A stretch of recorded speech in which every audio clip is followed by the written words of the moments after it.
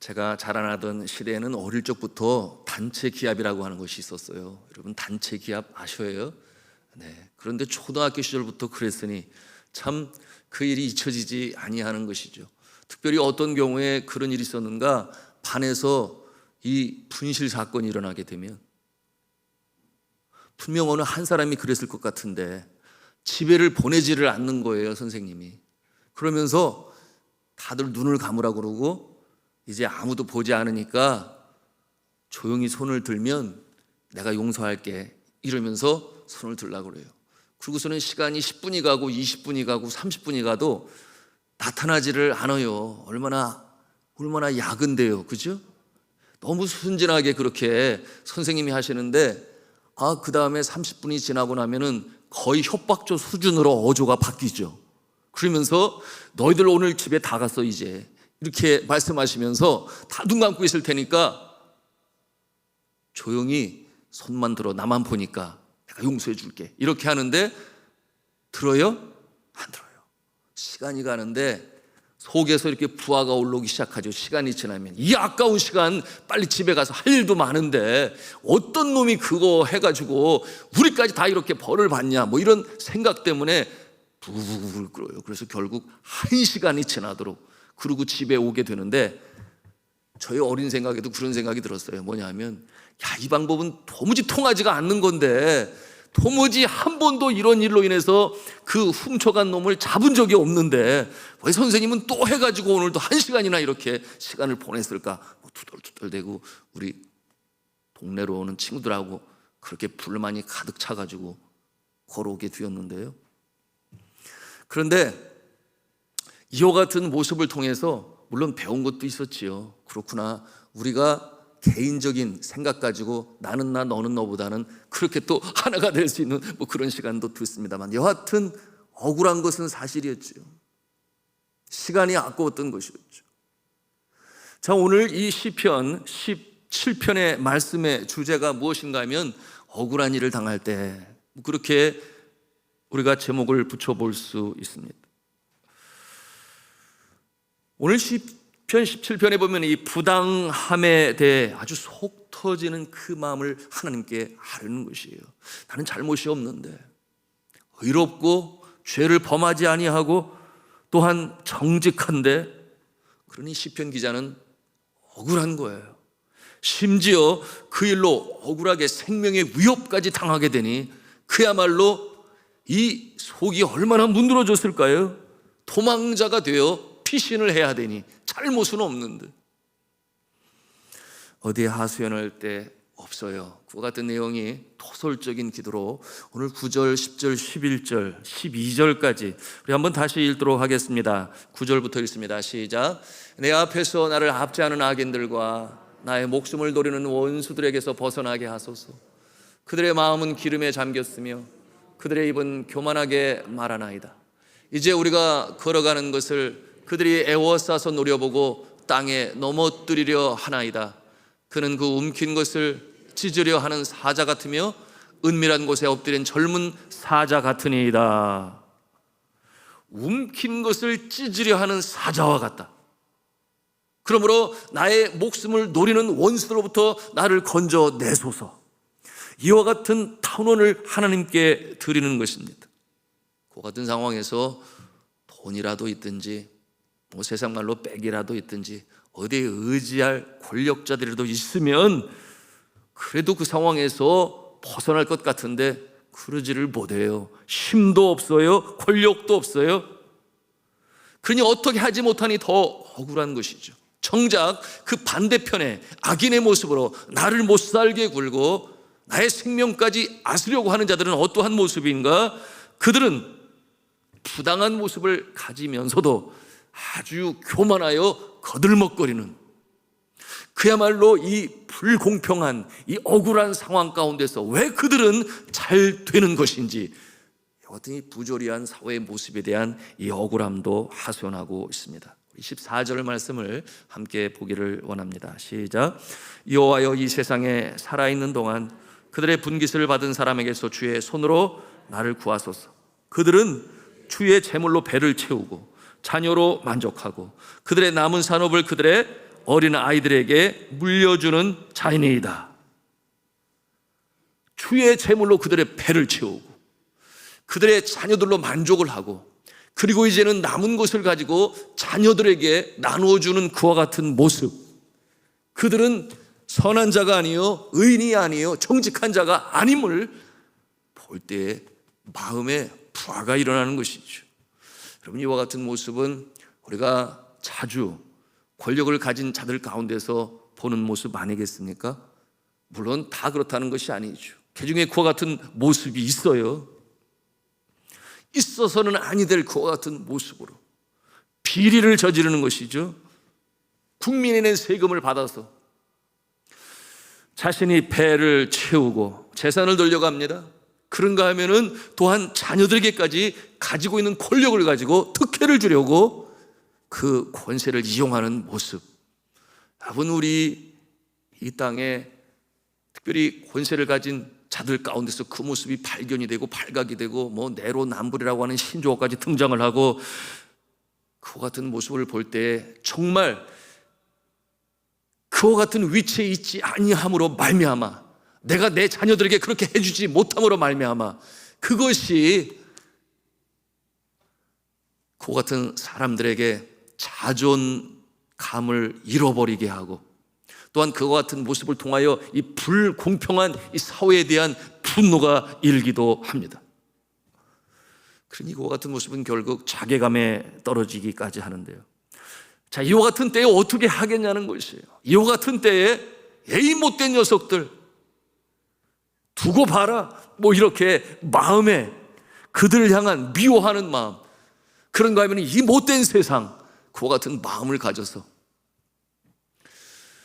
여러분, 이와 같은 생각을 가지고 한번 세상을 뒤집어 보자 해서 당을 짓고, 그러므로 이 반대 세력을 만들고 이와 같은 생각을 갖는 모습들도 있지요. 여러분, 그와 같은 모습이 후진국에서 나타나는 모습을 저는 여러 번 보았어요. 그런데 그와 같은 모습으로 가능성이 있다면 모르겠는데, 가능성이 불투명하니까 그저 참고 지내고 견디고 하는 그런 모습들을 더 많이 또한 봅니다. 자, 이 억울함에 대한 호소가 오늘 이 시편 17편의 주제라고 말할 수 있겠는데요. 이 부조리한 세상, 하늘을 두려워하지 않는 자가 오히려 잘 돼가는 듯한 그런 모습을 볼 때, 그들은 이 선한 사람들을 이용하고 써먹고 정작 필요 없을 때는 그저 내쳐버리고 마는 그와 같은 모습. 이 파렴치한 부류의 사람들을 바라보면서 오늘 이 시편 기자는 어떠한 자세로 이 상황 가운데서 그 심령 가운데 평강을 얻게 되는 것인지, 이와 같은 실존적인 문제가 오늘 말씀 가운데 나타나고 있는 것입니다. 물론 이 자리에 계신 여러분들 중에는 이런 모습 없겠지요. 이 악한 자의 모습에 선 자는 한 사람도 없을 것이요, 또한 이 반대편에 서 있는 자들 중에는 어쩌면 그와 같은 마음을 가지고 나는 지금 억울한데 어디에 가서 하소연하고 싶은데 이런 모습은 없지 않아 있을 수도 있을 것입니다. 그러나 그럼에도 불구하고 내가 대적하여 원수를 갚고 이와 같은 마음을 가진 자들은 없을 것이. 왜 그렇겠습니까? 주를 믿는 자이기 때문에. 하나님께서 이 악한 세상을 가만히 보고만 계시는 하나님이 아니시라는 것을 내가 믿음으로 확신하기 때문에 그렇죠. 여러분, 세계의 역사를 보면 우리가 알 수 있어요. 큰 주제지요, 권선징악이라. 결국 악을 하나님께서 가만히 내버려 두지 아니하시고 결국 선이 승리하게 하신다. 이와 같은 내용은 성경 말씀을 통해서도 우리가 발견하고 있는 하나님 나라의 역사의 모습인 것입니다. 여러분, 이와 같은 모습 우리가 살아가는 동안에 저희 선조들은 경험을 했지요. 여러분, 우리나라가 무엇을 잘못했습니까? 그런데 먼저 개방을 하여 무력의 힘이 있으니 저 일본 제국이 이 대한민국을 자신의 속국으로 삼고 압제를 합니다. 여러분, 이와 같은 상황에서 그들을 대항하여 대대적인 전투를 벌일 그런 능력이 없었어요. 그러므로 그와 같은 상황에서 할 수 있는 것이라고는 여러분 아시는 대로 비폭력 무저항 운동, 3.1 운동의 그 대표적인 모습이라고 볼 수 있겠는데요. 나라 잃은 서름이 복받쳐서 터져나오게 되었으니 여러분, 이 일에 가장 큰 주동자들이 그 당시 1.5%밖에 되지 아니하는 이 크리스찬들이었음을 여러분, 33인 독립 이 기념문 민족 대표들 중에서 16명이 기독교인이었으니 뿐만 아니었죠. 여러분, 지난번 구역장 세미나를 제한리 교회를 방문했었습니다마는 경기도 그 화성 지역이 참 이 만세 운동으로 많은 사람들이 옥에 갇히고, 또한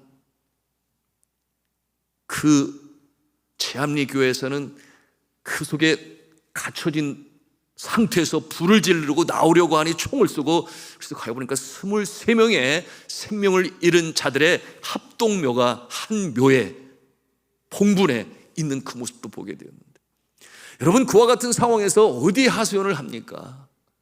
그러므로 이 믿음의 사람들은 하나님 사랑, 나라 사랑, 그것이 한국 교회에 만들어지게 된 기독교의 아주 특별한 색채였으니 왜 그렇겠습니까?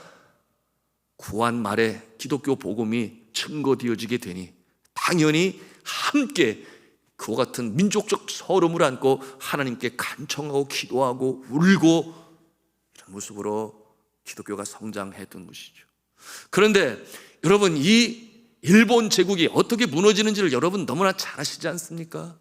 독립투쟁을 열심히 해서 독립전쟁을 해서 우리가 얻은 혁혁한 공이 얼마나 있습니까? 여러분, 손에 꼽기가 어려워요. 그럼에도 불구하고 하나님께서는 이 간절한 기도를 들으시고, 또한 이 하소연을 하나님께서 외면하실 수 없으시기 때문에 여러분이 청교도의 후예들이죠. 헌법, 그것을 성경에 기초하여 만들고, 또한 하나님께서 주신 말씀에 입각하여 나라를 세운 이 미 합중국을 통하여, 미국을 통하여 이 히로시마와 나가사키의 원폭이 투하가 되고 무조건 항복을 받아내게 되었으니, 여러분, 이 광복은 그렇게 갑자기 우리에게 왔습니다. 그 누구도 그날을 예견하지를 못했어요. 이것이 바로 하나님께서 역사를 이루어가는 것이니 하나님께서 우리 기도를 들으셔서 이 말세지만의 제사장 국가를 세우시기 위하여 열방에 복음으로 수출케 하시기 위하여, 그 이후로 물론 6.25 동란의 아픔도 있었으나 하나님께서 자유대한민국으로 세우셔서, 여러분, 반만년의 역사 속에 이처럼 대한민국이 세계 열강과 어깨를 겨룬 적이 없어요. 그러므로 한국 교회를 통해서 하나님께서는 세계 열방의 복음을 전하게 하시고, 단일 국가로 세계 2위 이 작은 나라가 선교사를 그렇게 많이 보내게 축복하셨으니, 여러분, 하나님께서는 악을 물리치시고 선을 세우시는 줄로 믿으시길 바랍니다. 역사 속에서 우리가 그와 같은 모습을 보는 것이, 여러분, 이와 같은 모습은 바로 하나님을 경외하는 자들, 하나님께서 보호하시고 또한 반대로 하나님을 무시하고 반대편에 서 있는 자들을 하나님께서 살아계심을 보여주셔야 하기 때문에 그런 역사를 이루는 것입니다. 자, 이와 같은 내용으로 오늘 1절에 간청하는 모습이 나오고 있는데요, 같이 1절 말씀 읽도록 하겠습니다. 시작. 여호와여, 의의 호소를 들으소서. 나의 울부짖음에 주의하소서. 거짓되지 아니한 입술에서 나오는 나의 기도에 기울이소서. 여러분, 이와 같은 모습은 바로 기도하는 모습인 것이죠. 그러므로 초대교회도 마찬가지였죠. 야고보가 순교자의 피를 흘리고 이어 베드로마저 옥에 갇혔을 때에 여러분, 밟으면 밟히고 누리면 눌림을 당할 수밖에 없는 이 초대교회 기독교인들이 뭘 했어요? 같이 모여서 밤새도록 철야 기도하는 가운데 성령께서 역사하시니 베드로가 갇혀있는 감옥에서 그의 손에 수갑이 풀어지고 그 문이 열리게 되니 구출함을 받게 되었어요. 여러분, 우리 믿음의 사람들에게 있어서는 그 어느 무기보다도 가장 강력한 악한 세력을 물리칠 수 있는 무기가 있으니 기도인 줄로 믿으시길 바랍니다. 그러므로 주님 앞에 기도할 때에 역사가 나타나는 것이. 지난 2019년 코로나가 시작되기 몇 달 전에 우리 성도에게 부당한 일이 있었어요. 직장에서 사무직이었는데 그 자리에 회사 주인이 자신의 친척을 소위 낙하산 인사라고 부르죠. 낙하산 인사로 친척을 불러다 앉히고는 그 사무직에 있었던 우리 교회 권사님을 생산직으로 이렇게 옮겼습니다. 여러분, 평소 사무직에 있던 사람이 생산직에 가서 어떻게 일을 쉽게 적응을 할 수 있겠습니까? 그러므로 서툴 수밖에 없는데 작업을 하다가 손가락을 다치게 되었어요. 그러니 상태가 좋지 아니었습니다. 결국은 수술까지 하기에 이르렀죠. 병원에 입원을 하고 또한 이 치료받는 기간이 필요한데, 그런데 정작 그 회사에서는 그 기간에 노동력이 없어졌지만 월급은 줘야 하는 것이 또한 마땅히 해야 할 일이죠. 그런데 그 모습을 이 회사에서 싫어하는 거예요. 엉뚱하게도 그들이 생각하기를 직을 옮기니 불만을 품고 고의로 이 손가락이 다친 것이 아니냐, 뭐 이와 같은 엉뚱한 말도 안 되는 그와 같은 모습으로 생각을 하고 소위 누명을 씌우고, 그리고 이 권사님을 사직시키려고 하는 그와 같은 계획을 세웠던 것이에요.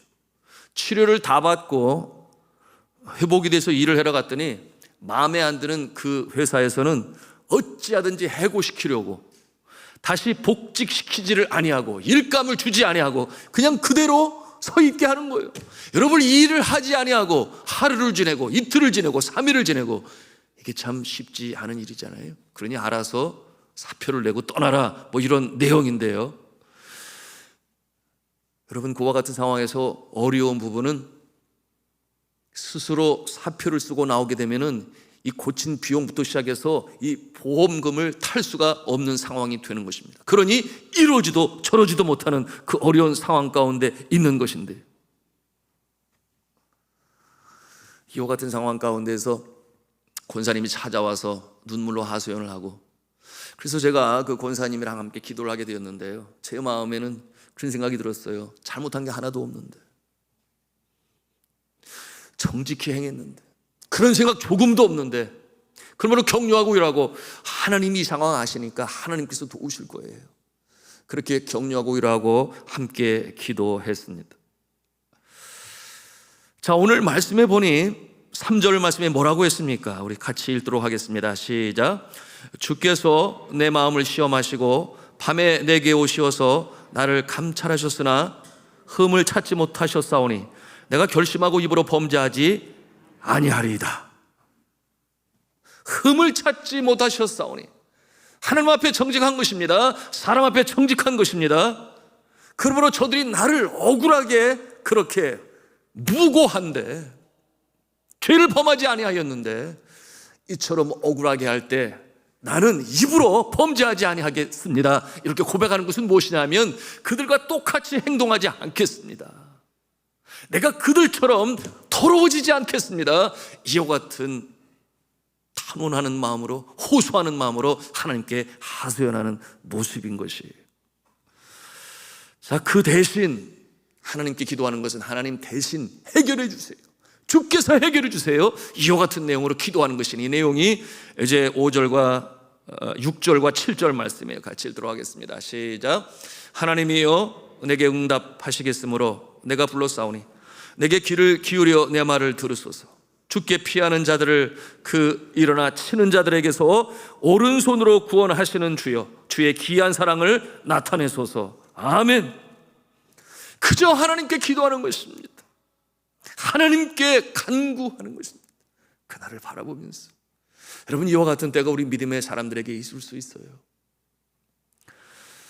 그 다음 절에도 뭐라고 간청을 하는가? 나를 눈동자와 같이 지켜 보호하시고 그리고 주의 날개 안에 보호하소서. 주님만이 나의 피난처가 되심을 고백하고 있습니다.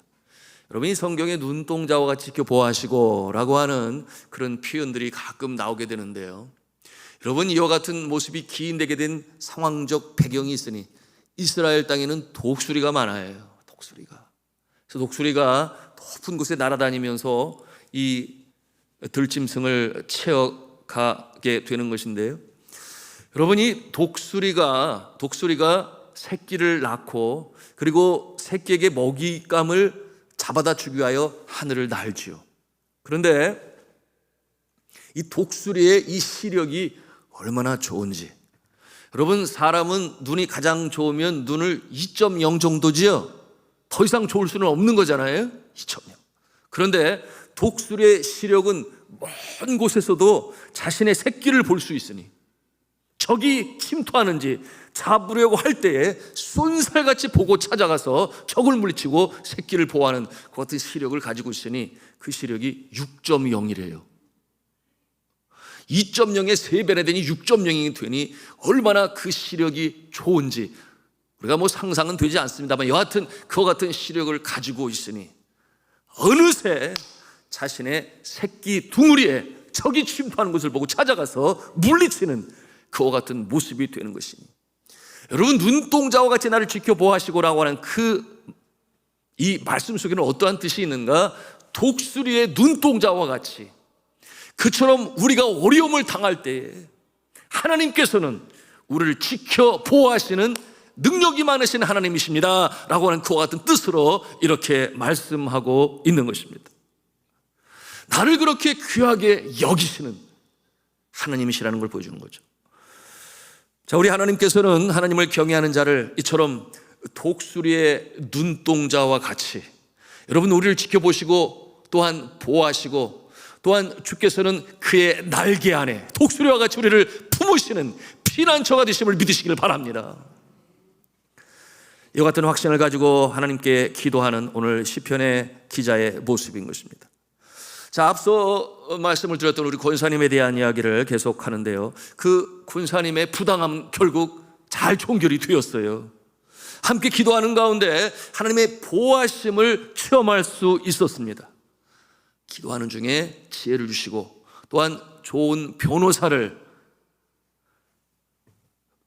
통해서 보험금도 잘 받고 그리고 그 회사를 그만두게 되었어요. 그리고 지금은 하나님께서 주신 또한 이 일을 잘 감당하는 가운데 있습니다. 그러나 그와 같은 과정 속에는 어려움을 겪었던 것이죠. 그러나 그 모습을 통하여 그의 심령 가운데서 하나님께서 주신 선물이 있었으니 무엇이었습니까? 그렇구나, 하나님께 이 억울함을 호소하고 간절히 간구할 때에 합력하여 선을 이루시는 하나님의 모습을 체험하게 되니 그 심령 가운데 믿음은 더욱 성장하게 되었던 것이에요.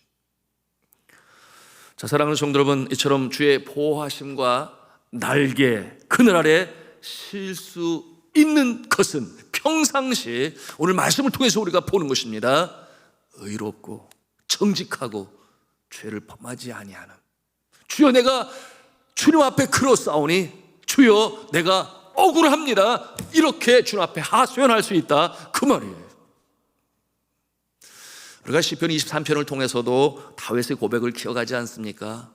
내 원수의 목전에서 내게 상을 베푸시고, 내 원수의 목전에서 내게 상을 베푸시고, 이와 같은 고백을 하는 것은 주님 앞에 나는 의로운 자로 서기 위하여 누구보다도 정직하게, 그리고 주를 온전히 창조주로 구원자로 보호하시는 자로 피난처로 여기니 주님께서 나의 간청을 들어주소서.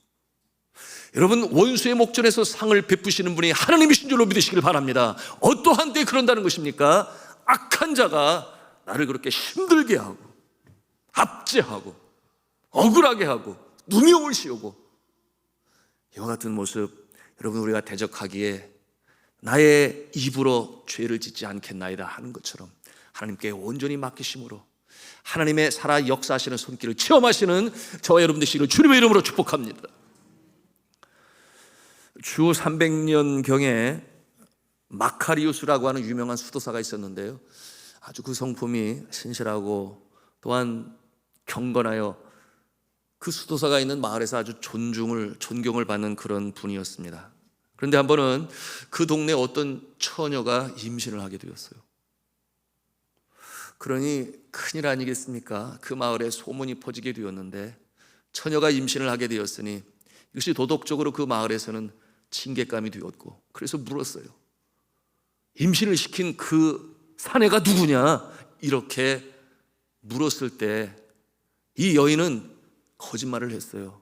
마카리우스가 그랬다, 이렇게 거짓말을 했습니다. 사람들이 믿지 아니했죠. 그러나 이와 같은 내용이 소문으로 퍼지게 되니 이와 같은 내용으로 인하여 그 더 높은 상위 기관에 보고가 되었습니다.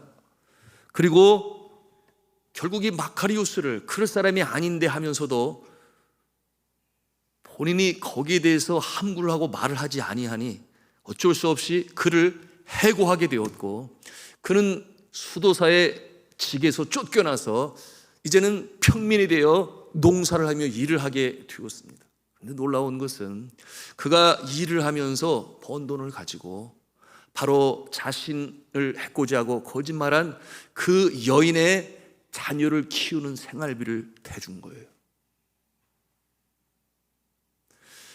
세월이 흘렀습니다. 이 여인의 마음에 찔림이 오기 시작하는 거예요. 그러므로 그 마음에 부담을 안게 되었고, 내가 너무 큰 죄를 졌어. 여러분, 그렇게 거짓말할 때는 어쩌면 수도사가 그곳에서 쫓겨나서 멀리 가면 그뿐이라고 여겼을지 모르겠습니다. 그런데 그것으로 끝나지 아니하고 오히려 그렇게 번 돈을 가지고 자신의 그 자녀를 키우는 일에 생계비를 도게 되니 그 마음에 찔림이 있을 수밖에 없는 거죠. 그래서 마침내 이 여인이 고백을 해요. 그 사람이 아니었습니다. 그러니 결국 이 마카리우스는 그 누명을 벗게 되었고 다시금 복직하게 되었으니 더 많은 사람들이 그를 존경하고 존중하고 칭송하게 되었는데요, 이 높은 직에 있는 이 수도원에서 물었어요. 왜 당신은 그때 말을 하지 아니했느냐? 사실대로 말을 하지 아니하였느냐? 그렇게 물었을 때에 그때 제가 말을 해서 좋을 것은 없었습니다. 그러나 분명한 것은 하나님께서 다 아십니다.